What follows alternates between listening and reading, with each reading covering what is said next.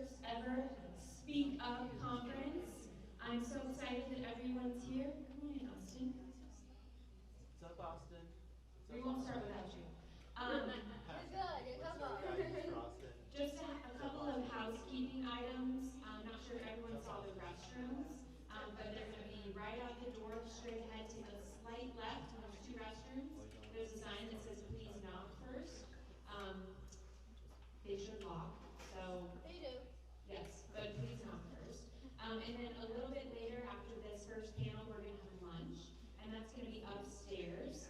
This place is a little bit of a maze. It's a very cool space. But we're going to take chairs, or we're going to take stairs, and go up and get lunch. And we have 15 minutes, and we got to grab lunch, and then come back down here for the next panel. So it's going to be a little bit of a working lunch because we have a jam-packed day.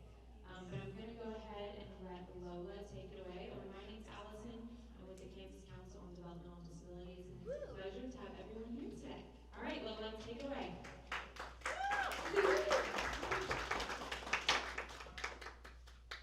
Good morning, and welcome to our first Speak Up conference. I am Lola Cornell, the Advocacy Coordinator for the Kansas Council on Developmental Disabilities, or KCDD. We are honored to have you here with us today. This event is all about self-advocates, promoting empowerment and access in Kansas. Today, you will learn how to speak up for yourself from self-advocates here in Kansas and from around the country. This conference is about making our voices heard, breaking down barriers, and creating change. We are here together to learn how to tell our stories and stand up for ourselves in different areas of our lives, like talking to lawmakers. As my colleague Whit always says, nothing about us without us. This means that we, people with disabilities, know best about our own lived experiences, and we can stand up for ourselves. You'll also get to learn about different disability organizations that have graciously dedicated their time to today as vendors. Be sure to stop by the tables to learn more. Plus, we'll enjoy some ice cream from the Golden Scoop, a local shop that hires people with disabilities. Lunch will be provided by Panera, and Evans and Davis Reed. During lunch and the networking breaks, we hope to make meaningful connections, share strategies, and work together on ideas that drive positive change. This is a great time to meet new people, learn from each other, and collaborate on ways to make a difference.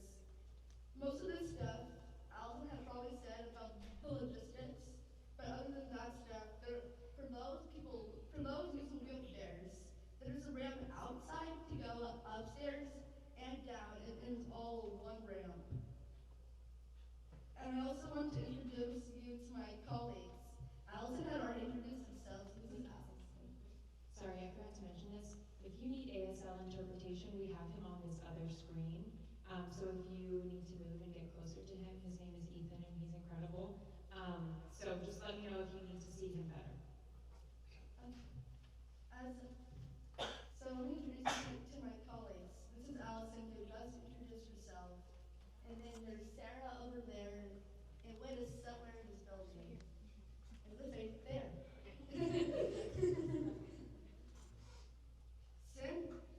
If you need anything at all, you can ask them for assistance. Since this is our first conference, we really want to hear from you. What has helped you in your advocacy journey? What has been useful here at this conference, or what would you like to see next year? And lastly, how can we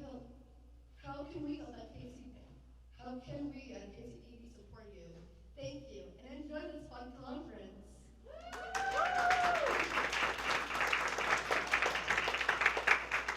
am the legislative liaison for the Self-Advocate Coalition of Kansas. I'm excited to welcome our panelists today and moderate this session. Today we'll hear from 3 inspiring women on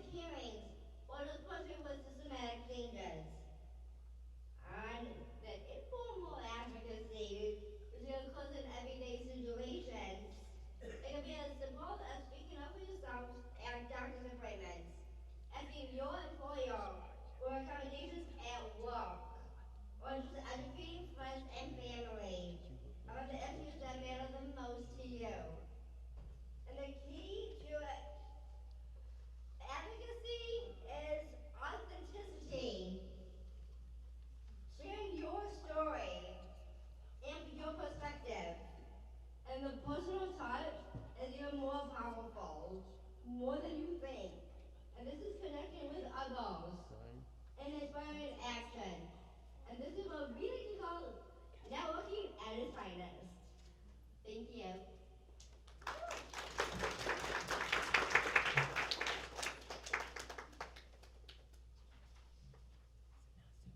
Okay, time to give it my shot. So, first of all, my name is Kelly Israel. I work for the National Coalition on Accessible Voting. As that implies, I'm deeply passionate about all aspects of voting, whether it's registering to vote or turning in your ballot. To that end, I run a voting rights coalition of disability and civil rights organizations that meet the second Tuesday of every month, so next week. A coalition is like a group of groups, advocacy organizations working together to try and ensure that people with disabilities have access to the vote no matter what. Access your right to vote is our tagline. So the NCAV is currently about ready to put out a big advocacy push supporting the right of people with disabilities to get help if they need it. Shameless plug, the right to help. Look out for that hashtag to look out for stuff from our campaign. Anyway, what advocacy campaign means to me? Tricky question, but I'll try and answer it. Because advocacy doesn't just mean one thing. For me, it can be just like Kayla described, talking about the official going to lawmakers kind of advocacy that I used to do a few years back, where you're directly talking to policymakers about the kinds of changes to the law and to the rules that would help people with disabilities. So sometimes advocacy is up close and personal with people that can change the world around you, trying to get them to make that change. Voting is a little like that kind of advocacy on a personal level, because when you vote, you're directly advocating with the power of your vote for the kind of policies and rules that you want.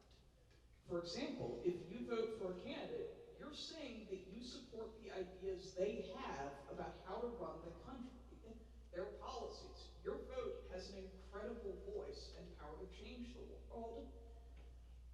Now, advocacy can also kind of feel like the work I did for the National Council on Disability, long before I reached the NCAV, where I explained a type of health economics that could really hurt people with disabilities. Sometimes advocacy is explaining what hurts you so well that people act to change it, because they now fully understand where you're coming from and what matters to you. Other times, advocacy is just living your life and making it clear what you want to need. You think that telling people directly what you want isn't advocacy? Well, you're wrong. It is. It's the everyday kind that people need to do. Person-centered planning, when I've looked at it a bit, is like that, where you draw a line in the sand and make it clear that you won't be turned away until you're given fair and equal treatment. That's advocacy too. It always is. So those are some of the different things advocacy can and have meant to me.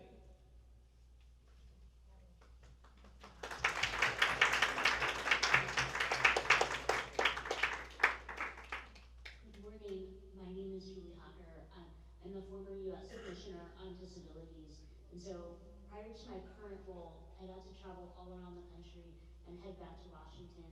And as a result of all of the work that you and members of all our community all across the country did to persuade our elected officials in Congress, I had the joy of working to implement them, which means that when you are able to go and speak to your senators and congressmen and convince them to pass a bill that will improve your life, the chances are I then got the phone call that said, you actually have to make that happen. And so I got to work in the executive branch, overseeing the programs, just like the Developmental Disability Council that's having us here today. This is an awesome and incredible job. Today, what I get to do, I've since left that role, and now what I do is I travel all around the country and I get to work with state leaders on the changes that they're making, again, as a result of your advocacy and leadership. And so I have two thoughts for you today. Number one is the way that you self-advocate, the way that you ask for help when you go to work and you say, I feel like if I could get that written down or in a diagram, or maybe I need some help with my schedule, or customizing my job to sort of little bit more. And the way that you approach that as an individual, that's the first line of self-advocacy, but it also, the way in which you do it with your employer is going to get them to think differently for many workers to come after you. So I'd also encourage you to think about that even if you're making your job better, or your activities in your community better, you're also paving the way for someone else to experience that accommodation. The other thing I would say about advocacy, and I've seen this myself, I spent time on Capitol Hill talking to senators and congressmen as well. Sometimes it doesn't feel like your advocacy changes anything. You feel like you go to Capitol Hill and you sit down with a member, or go and talk to someone on their staff, and you think, well, are you gonna like go down the hall and vote on that now, right? It takes a little while. It takes time for them to work with their colleagues, to write the bill, to get the bill to have a hearing so people can talk about it and bring their ideas, and then for it to make its way to both the House and the Senate, and to pass, and then someone in the executive branch probably has to help out and carry that out. So one piece of advice I would give you about advocacy is also being patient. And that's a little bit of, exactly, patient and persistent, right, Kayla? So it's, Absolutely. yes, so it's about reminding them about the importance of what you're advocating for, but also being patient enough to come alongside of those leaders to help them get that across the finish line. And sometimes that takes more than a day, more than a month, or even more than a year, but always worth it. So keep on knocking. That's right. Thank you. And, yes, I'm to answer it now. Well, I tell you that it's the squeaky wheel getting the grease, but it is being very squeaky. But it is also how to advocate and who you're speaking before. You might have to butter them up some, but I mean seriously, that's how it works. You take different angles with different things. I mean, you've had to do it. There are many times you had to make it fit the situation, but you advocate every day. It doesn't always have to be in Washington or Topeka. It can be in your own hometown. I mean, I started out at school doing that and working with the city and such. So, you know, it's just every day, every way, everywhere. Okay. I like that tagline. All right. Let's see if I can get question number 2.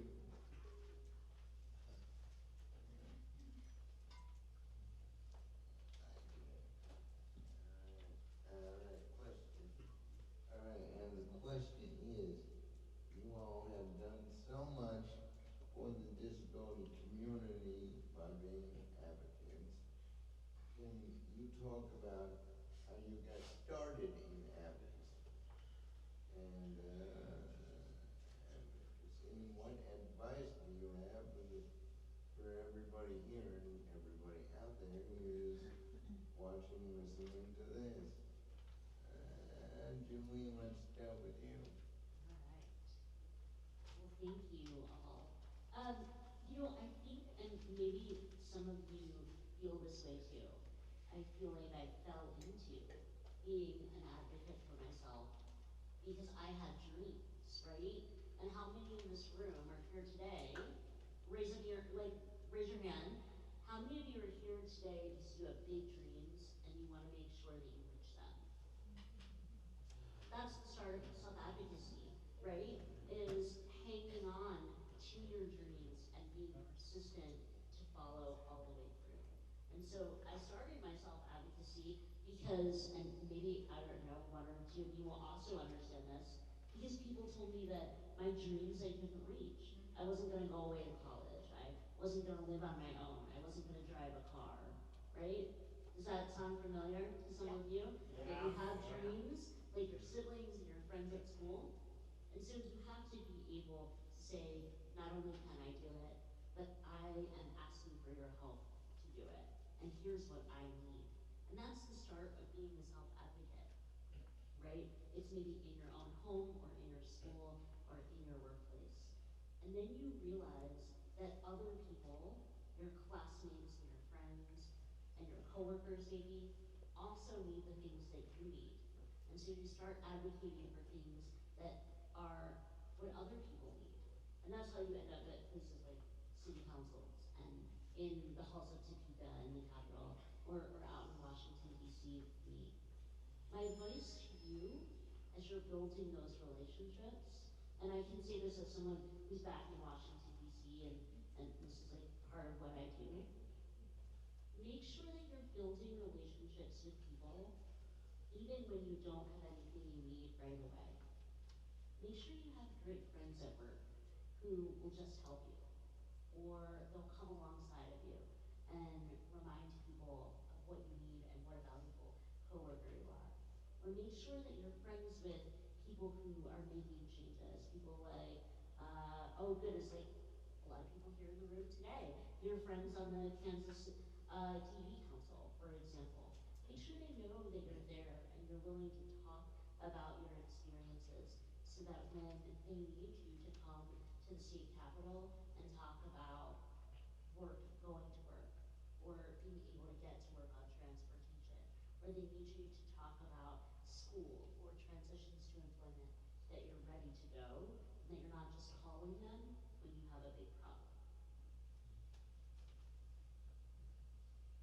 It's a me now? All right, here we go. Okay, so I'm going to try and avoid this turning into a long rambling story about how I got started in self-advocacy, which it absolutely could, by stating that the way that I got started teaches you 3 lessons. 1, always do more than you have to, because while you can always predict what will happen if you do just enough, you never know what might happen if you try to do more than that. Number 2, decide what you want to do and make it happen, even if the means to do it are taken from you. Number 3, learn from and contact as many people in the business as possible. Whatever it is you're trying to do, know as many people involved as you possibly can. Meet them all, talk to them, learn about their concerns, and try and make that stuff happen. So let me explain. I got my start in advocacy, like the professional kind, way back working for the Autistic Self-Advocacy Network, or ASAN. But the way that I ended up getting to work for them was a little bit weird. See, it's not like I exactly applied for a job posting. Instead, I went to this 2-day symposium I had to go to as part of my law school education, the Jacobus Temboro Disability Rights Law Symposium. Now the thing is, that law school class that required me to go there, it only made it so that I had to go for a day. But I went for 2 days anyway, because it was a 2-day symposium, because I wanted to learn from the lawyers who had gathered there and make connections to them. They were in the business I wanted to be a part of. Why not? It was there that I met my future employers. It was there that I learned about ASAN and learned that I really wanted to work for them.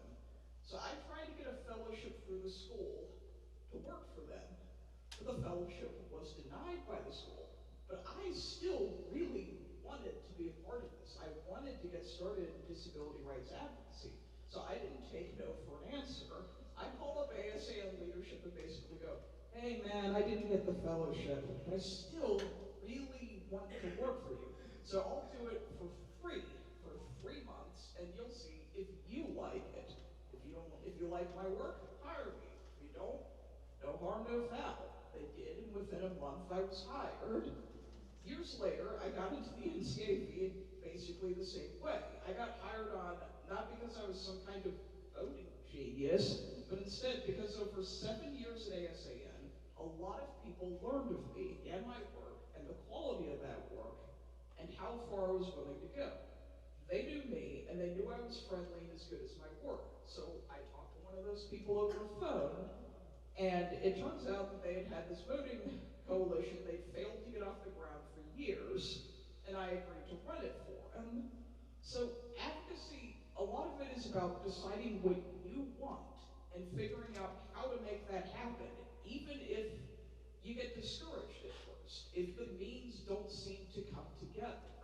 Keep your dream, your vision of what you want in your head, and get it no matter what. You have to be willing to do more than the bare minimum to make it happen, and you have to be willing to learn from and connect to other people, or anything you do will fail. Without those connections, do those 3 things and you'll be well on your way. And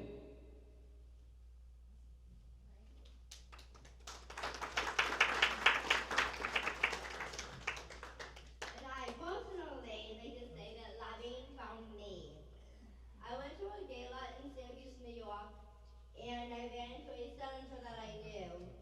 And before I knew it, I was discussing the importance of able accounts. Right, Sarah? Wherever she is? She's setting up lunch. Excuse me, she's setting up lunch.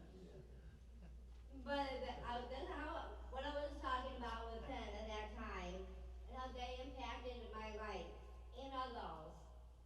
And he said, "You're leaving me." And I didn't realize I was. But from there, I have interned at my local congressman's office. And that career, thankfully, has brought me to NDSS. And first, I couldn't be any more happier. Becoming the first registered lobbyist with Down syndrome. I want to make sure there was a voice, my voice, in the room where decisions were being made and being discussed about my community. So I advocated.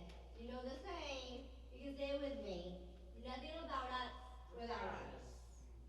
And luckily for me, my incredible support system and network, it took the time to listen and support me. So I am very grateful and thankful. But becoming a lobbyist became a part of me. And it is about advocating my voice, my friends like Julie and Kerry, the support network, and the broader Down syndrome community and the disability community. To me, it's not even a second thought anymore. It just became who I am. And this is who I am. And it can be you too. Yes, I know it takes patience and practice, and of course your driven passion. You don't need a platform like this to be an advocate. You already are. It just means you are the one willing to speak up for yourself and others. So thank you for all of your hard work.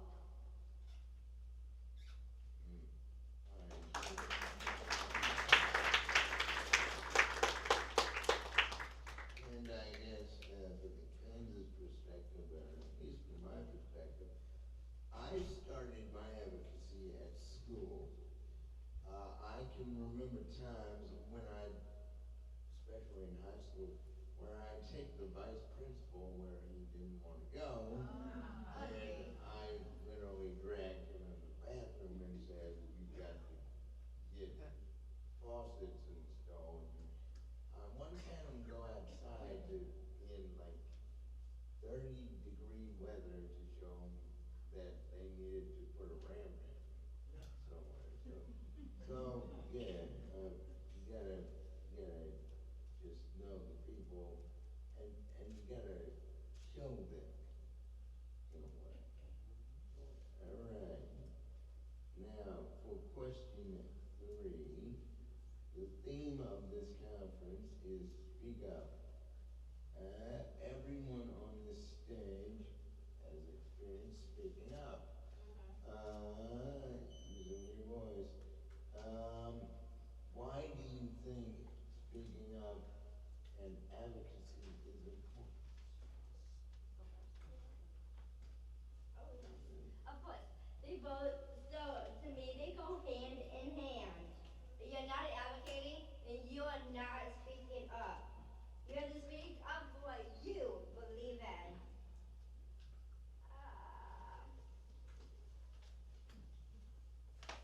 And you know what is right.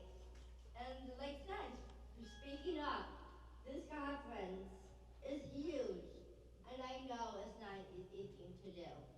can't do it overnight, and no one is expecting you to. But some people cannot speak up for themselves. And that's in our community. Hey, that's okay too. That's what we're gonna do what we do today. But we can communicate and we can advocate in the same way that I can, or you can in your unique way. People can advocate in 100 or 1,000 different ways, and it still works. But I was given a louder voice, and you can tell that is my strength. Can you believe it? Yeah, I think that's my dad. I don't know if that's a good thing or not.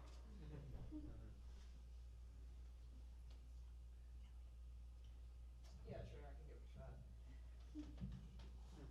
Well, why do I think speaking up is important? That's pretty simple. It's because it's literally the difference between success and failure in almost everything you do.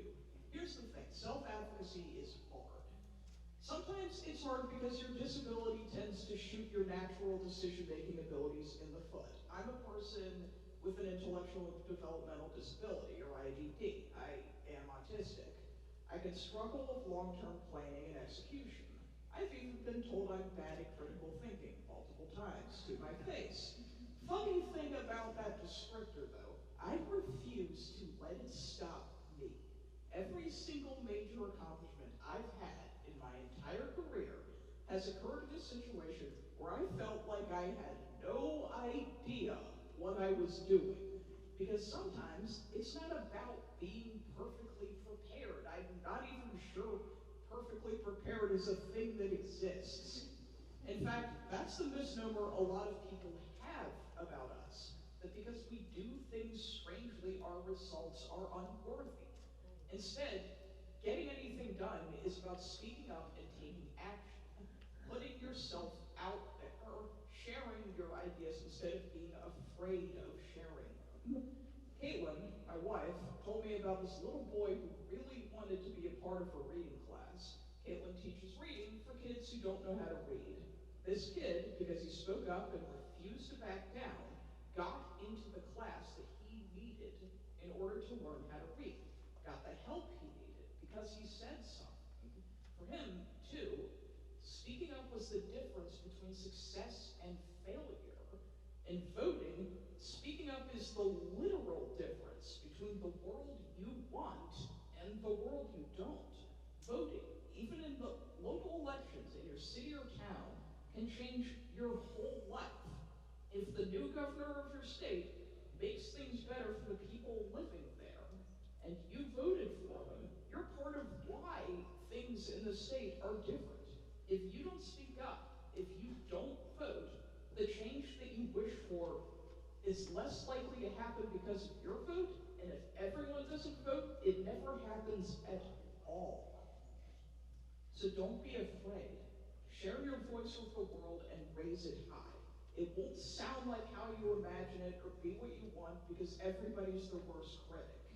But I can promise you that someone, somewhere, will truly hear you.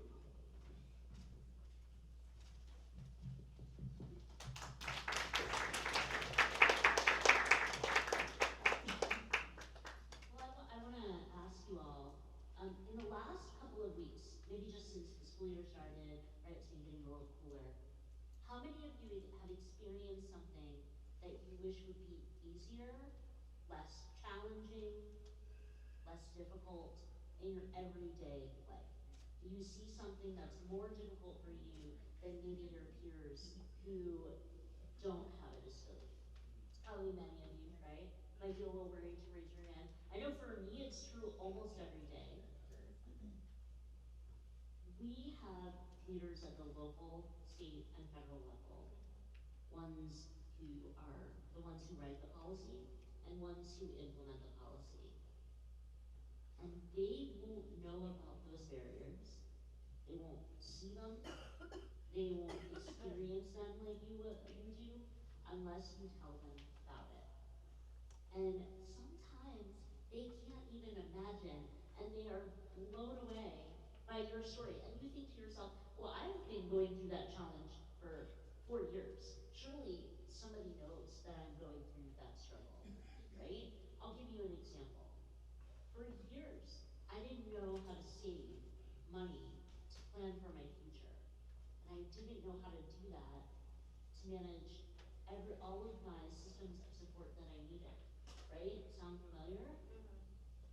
And now, but if you go and talk to folks in Congress, they have no idea about how hard it is to save money as a person with a disability, or why having wages that are just like everybody else's is so important. Yeah. They don't know, right? They don't know how expensive having a disability can really be, right? Even just sometimes we need to do things differently, but it can cost more. When you are able to share your stories and advocate for yourself and your friends and your neighbors and those in your communities and states all across the country, you bring those stories to life and you really move your members of Congress to take action. Because I'll tell you this, as someone who sits inside Washington, D.C. like, maybe it's its own problem, but if you sit inside Washington, D.C. long enough, you will forget that there are problems out in the rest of the country. And you won't know what they look like. And I'll tell you why. Washington, D.C. and its surrounding neighborhoods is really accessible. And we are pretty thoughtful as a city to accommodate and welcome people with disabilities. We don't remember inside that beltway and on Capitol Hill what it's like to live somewhere where you can't get a bus to your job. Because everybody in Washington, D.C. can get on a bus and safely go to work. So when you bring your stories to others and share with them what challenges are stopping you from realizing your dreams of going to work, living on your own, participating in community activities, going where you want, when you want, they will not know that those challenges exist. And I will say this, I know that that can be really scary to share that story, right? Some of you may be like, I want people to know how scared I can be, or how worried I get, or what my real problems are. As someone who has been in those jobs to help Americans all across the country, I can tell you this, it doesn't matter, and Kayla, I think you know this too, it doesn't matter how scared you are, or if your story is perfect, or you wrote it all down in the exact right order.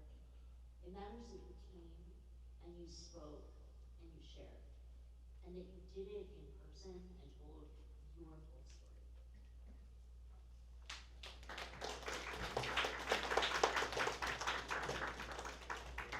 All right, for myself and for Candace's perspective, if advocacy is just important, because if we don't advocate for stuff, nothing will get done, nothing will change.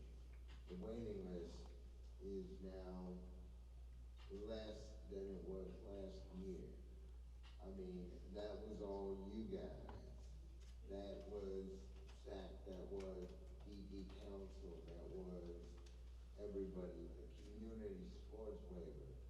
That was because of us, that was because of families, that was because we told legislators what we needed, what it was like to be on the waiting list, what it was like to, the income, the callback, the obligation. Now it's no more because we brought our stories and said, and told what it was like to live with this. All right? That is why it is important. If we don't say it, it's not going to happen. We are making great strides. We got a long way to go. It's endless, but we are changing our state.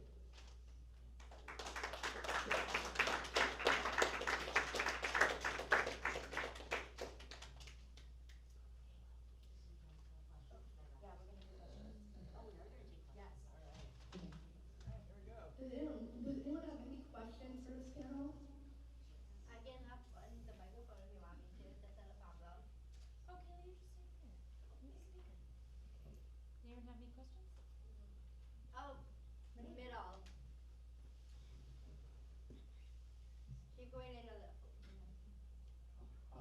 just see, I kind of have a question. See, I just wanted to know, like, is it okay for me, like, if I'm ever, if I'm ever, having trouble, like, speaking up at home or at work, to be able to get a chance to be able to, kind of practice a couple times until I get good at it, or just kind of ask like a relative for help if I need it. So help is exactly what you're doing, but you're advocating as is. Okay. Yeah. Would it be helpful? Yeah. Yeah. So what you're doing, asking for help, is just another form of self-advocacy, and you're doing it the way you should. You're telling your story regardless of what you're doing. And whatever you're doing, just keep doing it. You're doing a good job of it. Okay. Okay, that's good to know. Thank you. Hi, Teresa Singh with KDAS, Kansas Department for Aging and Disability Services. Kelly Israel, you had mentioned being in the bubble in DC, and I work in Topeka, so sometimes we're in a bubble at KDAS as well. I know Laura Kelly has made a push to get out to rural areas and talk about the barriers that they experience specifically. We're 80% a rural state, even though we have a lot of our population in the more metropolis areas. So what efforts can be made to get to those places?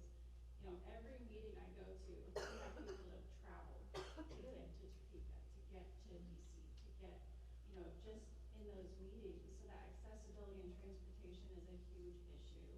Of course, not just getting to meetings, but getting to work, getting to specialists. I just went to Garden City earlier this week, and there was someone that travels 4 hours just to get to a specialist. So I just wonder about meeting people where they're at and what you recommend or could experience for that. Your point is pretty well made, and it's something I've been thinking about a lot as I've been trying to roll out a voting assistance campaign that is the right to help. Sometimes the right to get help casting your ballot is the difference between casting your ballot at all and not casting it. People who live in rural areas can be pretty far out from the nearest polling place. And so I've heard stories from folks who used to gather neighbors to cast the ballots, basically, to get one person who could deliver everybody's ballots, but that has been prohibited, or barriers have been put in place that prevent them from doing that, which effectively prevents huge swaths of people in rural areas from casting their vote at all. I'm doing my best to fight against that. As a general advocacy point, though, we really need to do more outreach to rural areas. Have you ever heard of April by any chance? Is that an acronym or? Yeah, it is an acronym, but I continuously forget what it's an acronym for. Is achieving a better life experience act from Stephen Beck Jr. What is, one more time? No, it's not. That's not it. It's April. APRIEL. Association of Programs for Rural Independent Living. Yes. Who I know does a lot of that work. Thank you. And there are efforts to try and connect rural folks to sort of mainstream DC advocacy where it's actually possible. Like, I try and invite people into the National Coalition on Accessible Voting, and I know that there are RevUp chapters, at least on the voting end, in places like that. But we need to do a lot more than we do, and there needs to be a lot more outreach to really serve the specific needs of those communities, which are often different from the transportation needs that she alluded to from NDC. So I can't promise you anything, but I can tell you that there are people who are concerned about this, and there are organizations that are specific to those areas, like April. Thank you.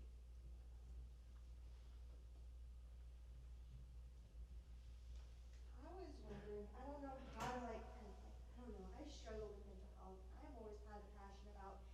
with others with mental health. I don't know how to go about that. I've been telling my staff, Susan Johnson, how do I go about going outside to reach other people for mental health and helping them with that struggle. Wait, can you tag in here and you'll talk about on this one? Hi, Penny. Hi, Whitney. I met Penny at the SAP conference this last summer, so.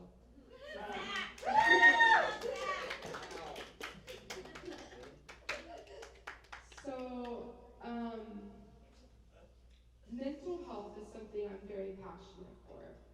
And as far as like advocating for other people with mental health, it really starts to me with sharing your story. Because my friend Kevin taught me a pain shared is a pain halved. So when you're able to share your story with other people, it does two things. It lets that other person know, hey, I'm not alone, because maybe they're not sharing their story. And then two, it empowers them to share their story. So just like when something bad happens to us, or something bad happens, and there's a ripple effect, like it just seems to just keep going on and on and on and on. That is my hope, that when we share our story positively, because we so often hear, people who are dying by suicide, or people who are struggling with depression and they're in a mental hospital or things like that. But if we share people who are positively coping, people who are having those negative thoughts and they're still living and they're still going about their lives like you, Penny, then it can be really empowering. Wait, do you want to share about KDADs maybe a little bit? The work you're doing with KDADs? 988 stuff. Oh, Policy Academy? Where can I share my story? Like to get started. It's really like, there's not a rule. Because there's so many of these like unwritten social rules, and like you think, especially as people with a disability, we're always told like what to do and how to do it. And we feel like we're doing it wrong. But when it comes to sharing your story, you get to decide how you want to do that. So do you want to do social media? I share my story a lot through writing on Facebook. I know you have a TikTok. I don't know if anyone else has a TikTok. You want to share your story on TikTok, do it.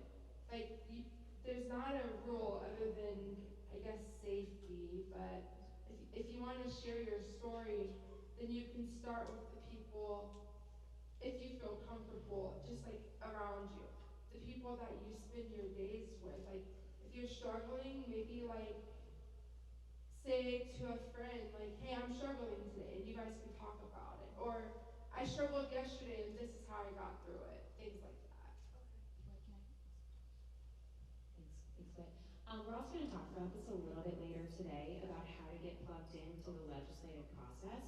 And KDADS, which I know we have some KDADS in the room, KDADS is really interested in hearing from you because they're trying to put more efforts and funding into mental health services for people with IDD, and they need your story because they need those stories to help push the legislature to increase funding and supports and training. Can I get their information? Yes. Okay. Perfect, yeah. And we can connect you to Teresa Sal too with KDADS, who's the 988 crisis intervention. Okay. Hello, my name is Spencer. I'm with AFC Lend. So I just wanted to put a question primarily for Julie, but also for the other panelists. Given that the current climate seems to be in Congress very polarized, we have a lot of very extremist perspectives and one could argue very unproductive congresspersons. Sometimes the one that is elected is one that may not listen to you or may put forth some very bigoted statements. Given your own experience and what is facing us right now, what ways can you get done for advocacy to work within this current climate? It's a great question. we could probably take a whole day just to talk about that. Let me move that a little bit though for you. As someone who has worked in Washington for a number of years, I've come in and out of government. Like right now, I'm in the private sector, just working alongside states to help them. Here's what I can tell you. When we watch the news a lot, we see one thing. We see sound bites. We hear like really quick statements. And when they're particularly polarizing, we tend to hear them over and over again for a number of days. When you go off the record to meet with your senators and congressmen, whether that be at the national or state level, number one, that is part of their job, is to hear you out. They represent you, whether you voted for them or not. You live in their districts, you live in the part of the state or the country that they represent. So them and their staff, they need to be listening to you, and they need to hear you out. If you don't agree with them, I can tell you this, particularly when there aren't cameras around, and they don't feel like you're videotaping them, you will find that there's a lot more that folks agree on than they don't, in so many instances. And when you start to share your stories, and you start to share the challenges that you face every day, and the ideas you have for making it better, you're going to struggle to find people who won't listen. You're going to find legislative staff, you're going to find committee staff, you're going to find people in the executive branch, right, like your disability and aging services agencies. You're going to find that they want to talk to you. They want to be informed by your story. So I would encourage you that I haven't found it as polarizing when you're off the record, which means no one's recording it. I think you will find that many, many people who represent you in Washington and in Topeka and many other places want to do the right thing and want to understand the issues. I also understand why it's so disheartening to hear the arguments, to hear people often tie decisions to other decisions, to make it more political than it needs to. It's tiring. I often tell people that I have to take a break sometimes from Washington, and that's why I love coming hanging out with people in the States. You guys have been wonderful all week to have me and get me outside of Washington, so thank you. Hang in there, and I would say, just because you don't like a senator or congressman or one of your representatives, or just because you wouldn't vote for them if they were the last person on the ballot, doesn't mean that they aren't someone you can sit down and tell your story to. And I would challenge you that as your self-advocacy becomes stronger and you're more confident in it, those are probably the people you need to talk to about.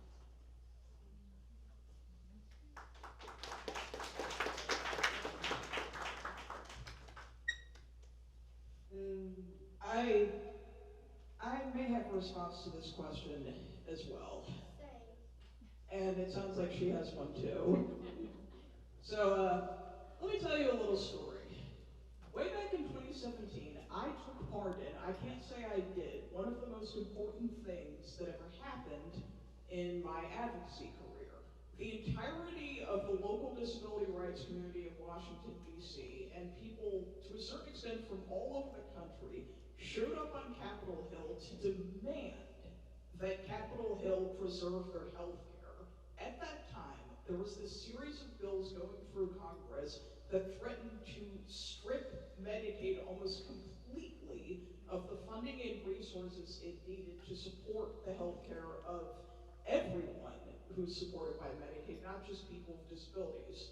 So obviously, the advocacy community cared a lot about this, and we all showed up to talk about it.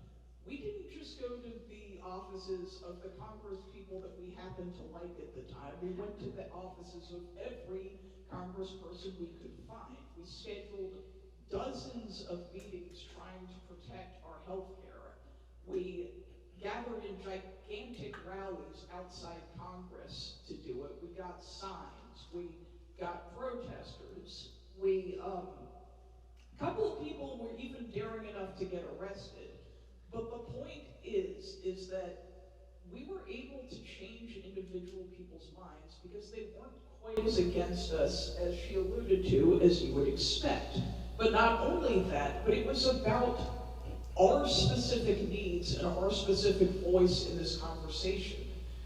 Instead of the talking heads going on about really polarized issues that separate a lot of well-meaning and good and strong people, instead of talking about those highly polarized topics, we were focused on an issue that affected all of us, no matter where we were on the political spectrum, and we were focused on an issue that had the potential to change our lives. Issues like that, they do want to hear from you. They will pay attention. They may not always like what you have to say. They may be outright against you. But they will absolutely listen to you. Our voices that day were heard. Sometimes the talking heads can make you think that the issues that are on TV are the only issues that matter, but they're not. Your legislators are involved in a whole lot of other issues that are important. And sometimes the talking heads have something to say about an issue that isn't necessarily going to be the last word for the actual legislators who are influenced by the word of their constituents, especially when their constituents show up in like 100 people from all across the country. But that's a separate issue. So as a lobbyist, yes, it is difficult to get those meetings. We understand that. But this is where you want to drive your story home. This is where your voice matters the most. And guess what? Maybe you can't talk to them, but this is where you want to drive it home. This is where you, it's time to be persistent. It is time to keep knocking on doors. Even Zoom doors, or any kind of doors. You want to keep knocking until your voice is heard. And never give up. This is where you want to shine. This is where we want dreams heard. This is where we need everything. And I'll give it back to Colin.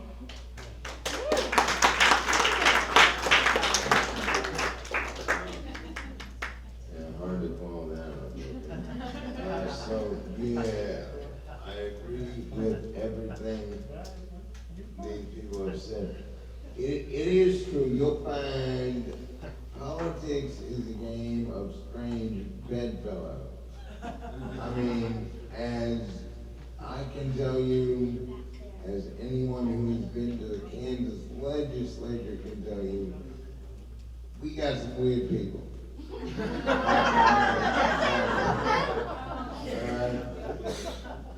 I know one guy who was against me on one thing, but totally for me on another. So talking to these people off camera,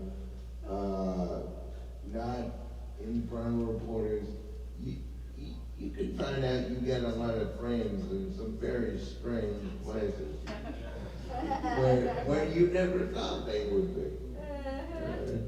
So, you know, just talk and just tell your story. And they'll listen. They may not agree with it, but they'll listen to you. Because you put them there or you didn't put them there. Amen. And they work for you, whether you voted for them or not. We have a question back here.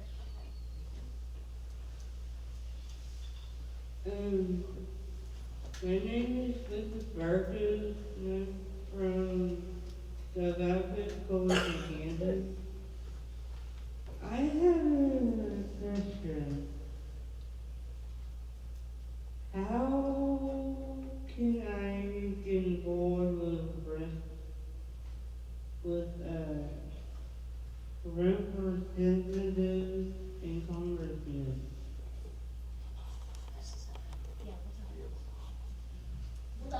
That is an excellent question. So, I would say one is you're here today. You're making connections inside your community. You're learning the skills that you'll need. And then this afternoon, actually, you're going to have an entire session about how to become directly engaged in the legislative process. So we saw that question coming, and Lola put together an entire panel discussion this afternoon with some really strong panelists to talk through that in greater detail. Am I right, Lola? Yes, you are.